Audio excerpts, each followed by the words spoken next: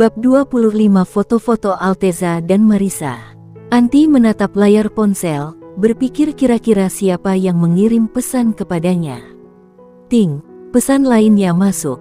Kali ini dari Safta. Tuan akan pergi untuk urusan bisnis ke luar kota dalam beberapa hari ini, jaga diri Anda baik-baik. Anti tersenyum masam. Kenapa tidak memberitahuku dari sebelumnya? Rencana seperti ini tentu saja tak mungkin dadakan, bukan? Gumamnya pelan. Anti, sadarlah. Kamu itu tidak berarti apa-apa dalam hidupnya. Jadi jangan berharap lebih. Kamu tak sepenting itu, sehingga dia harus memberi kabar padamu dulu. Anti duduk termenung untuk beberapa saat, sebelum akhirnya dia pergi ke kamar untuk bersiap pergi ke toko kuenya. Kakak ipar, panggil Alvaro, saat Anti sedang berdiri di teras hendak memesan ojek online. Anti menoleh. Iya, ada apa Alva? Faro. Dia bingung memanggilnya apa, karena waktu di pantai memperkenalkan diri sebagai Alva, sementara di rumah dipanggil Faro. Panggil apa saja senyamanmu. Kamu mau kemana, Kak? Tanyanya. Ke toko roti, kerja, jawab Anti sejujurnya. Toko roti, kerja. Kenapa? Kurasa kakakku memberimu uang banyak. Anti tersenyum kecut. Tentu saja itu benar. Tapi berada di rumah ini seharian, bisa membuatku mati bosan, candanya. Alvaro tergelak mendengar perkataan Anti.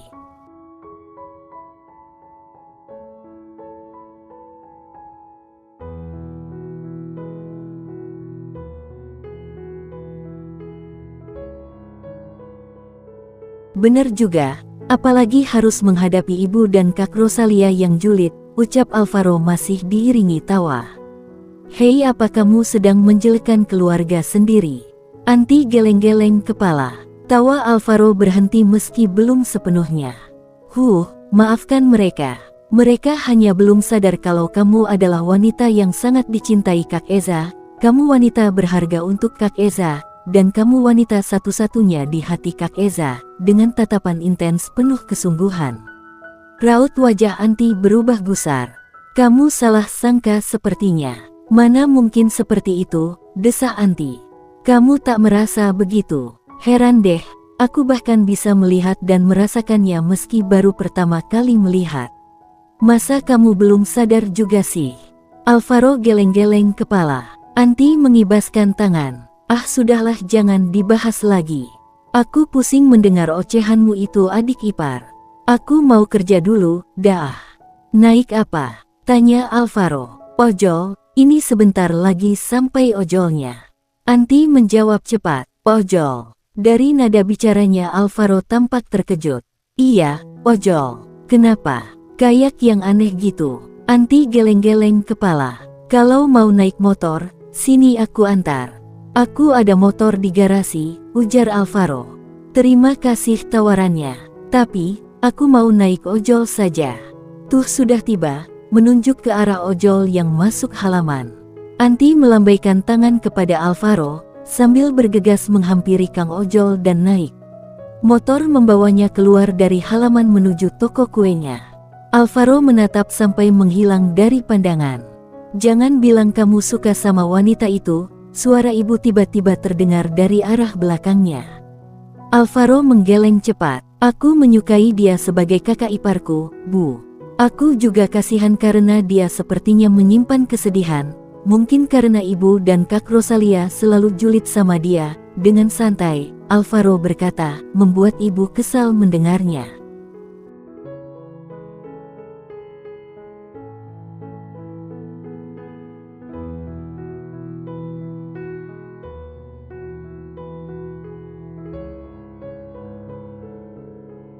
Kamu seharusnya membela ibu, bukan dia.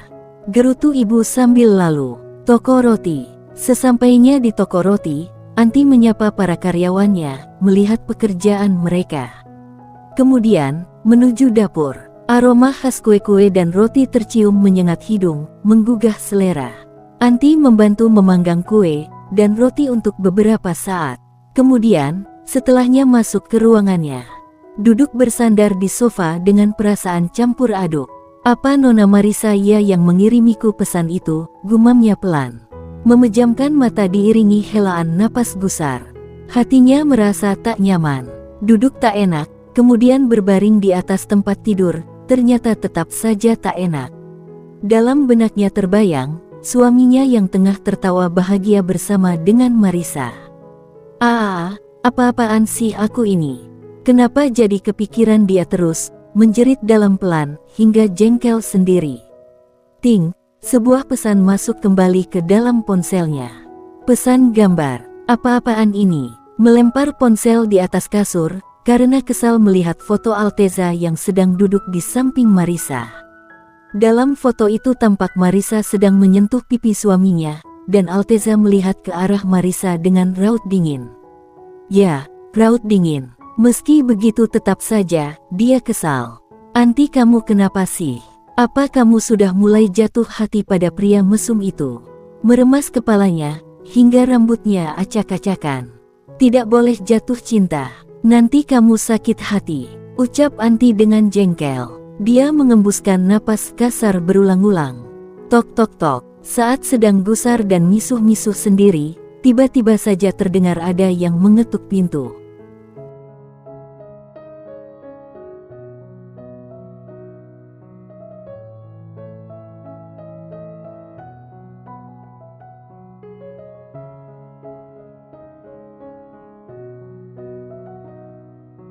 Anti menatap malas ke arah pintu. Masuk, lalu membenarkan posisi duduk. Ceklek, pintu terbuka dari luar menampakkan wajah salah satu karyawan sekaligus sahabatnya, Lina. Hei, kenapa muka Kak Anti ditekuk begitu? Tanya, Lina sambil memperhatikan wajah kusut Anti.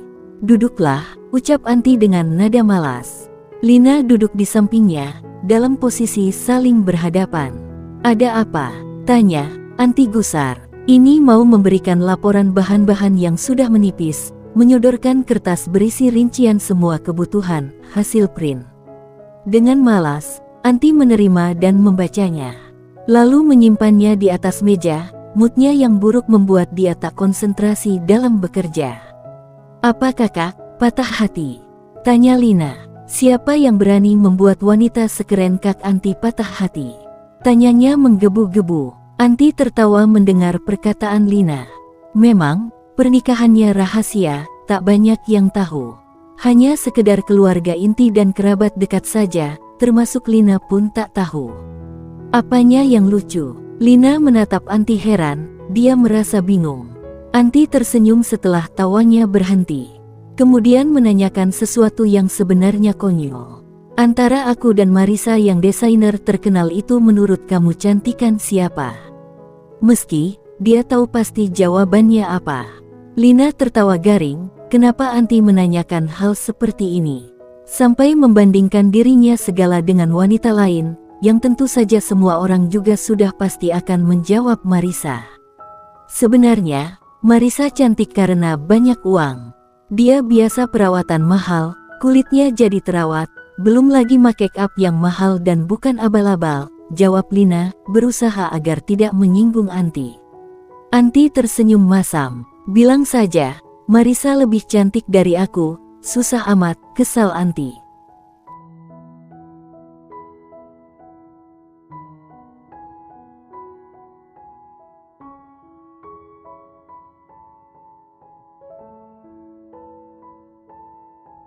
Tapi bagiku, kakak paling keren. Lina berkata dengan penuh kesungguhan. Anti tersenyum. Terima kasih, sudahlah jangan terlalu memuji yang membuatku terbang. Lalu nanti bisa membuatku jatuh ke dasar, desahnya. Ada apa? Aku tahu, kamu sedang gelisah Kak. Lina menatap intens Anti. Ingin rasanya, Anti bercerita. Tapi, dia tak mau menceritakan masalah keluarga. Apalagi Lina tak tahu hubungannya dengan Alteza. Tapi, Anti jadi penasaran dengan reaksi Lina, seandainya tahu hubungannya dengan Alteza. Dia menatap Lina lekat. Kak, kamu tidak sedang berpikir akan memecatku, kan? Lina jadi takut tak punya pekerjaan, mau kerja di mana dia? Saat ini cari kerja sangat sulit. Sontak, Anti tergelak mendengar perkataan Lina. Enggak lah. Anti mengibaskan tangan. Kalau tiba-tiba, Aku menjadi Nyonya Alteza mengalahkan Marisa, bagaimana iya? Tanyaku dengan serius. Hah, raut wajah Lina tampak terkejut mendengar perkataan Anti. Sesaat kemudian, berubah menjadi geli, dan akhirnya ngakak. Anti memberengut kesal melihat reaksi Lina. Apa nggak pantas ya? Cibirku, jengkel. Lina berhenti tertawa. Kakak memang keren sih. Tapi khayalan itu ketinggian, Kak. Bagaimana caranya coba bisa tiba-tiba menjadi istri seorang Alteza? Kecuali ada keajaiban, ujar Lina. Keajaiban? Ya, jadi sebuah keajaiban, aku bisa menikah dengan Tuan Muda Alteza yang terkenal itu. Aku tersenyum masam, apanya yang ajaib coba? Iya, Kak. Tunggu. Tapi, bukannya waktu itu ada yang datang kalau tidak salah, dia adalah, Lina sepertinya mengingat-ingat Safta. Dengan cepat, Anti mengalihkan topik pembicaraan agar Lina tidak ingat Safta. Dia tak mau semuanya terkuak saat ini, biarlah semua berjalan sebagaimana mestinya, secara alami. Anti meminta Lina untuk kembali bekerja, sementara dia juga mengerjakan banyak hal. Saat menjelang pulang, Anti kembali mendapatkan pesan gambar dari nomor yang sama. Sebuah foto kebersamaan Alteza bersama dengan Marisa. Kali ini tidak ada Safta dalam foto itu. Anti meremas ponsel. Apa sih tujuannya terus mengirim foto seperti ini? Apa ingin membuatku marah dan berpisah dengan Alteza? Apa Marisa yang membayar orang agar kami bertengkar? Dengan kesal, Anti mengirimkan pesan balasan kali ini. Selamat bersenang-senang, selamat bekerja. Biar jengkel sekalian yang mengirimkan foto, pikir Anti.